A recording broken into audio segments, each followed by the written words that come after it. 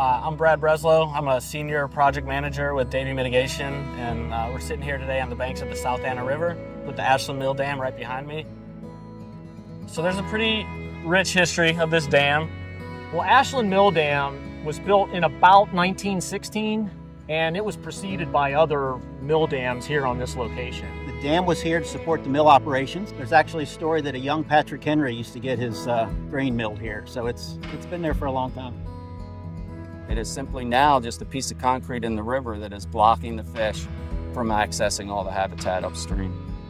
They're dependent on those connections between the creeks and the rivers and the bay itself. They've got life cycles that in order to complete, they've got to utilize different parts of all of those habitats. They're built to get upstream to spawn. They're motivated, but a 13-foot high piece of concrete is something they just can't navigate. That entire structure will be removed from the site. So we will be removing all the concrete, all the rebar, and we're just going to be left with the free-flowing river.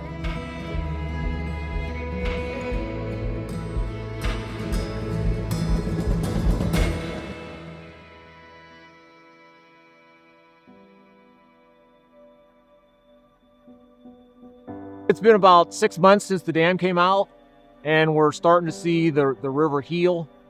We're here to start to document the restoration process by looking at the physical changes in the river, but also looking at the biological changes. You see ripple effects that start with aquatic insects, work their way up through the resident fish, the ones that live here year-round, work their way up through raccoons and bobcats and black bears. The energy and nutrients reverberate throughout the entire ecosystem, throughout the watershed, well outside of the boundaries of the river itself.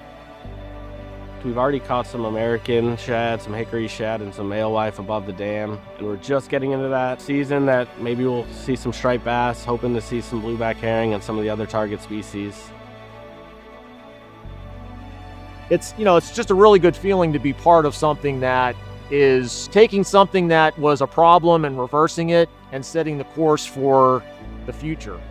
Floating on a river that hadn't been in this condition for over 100 years is just very special to me. We can take a step back and reflect how much of an impact a project like this had, not just on the South Anna River, but on the Chesapeake Bay at large.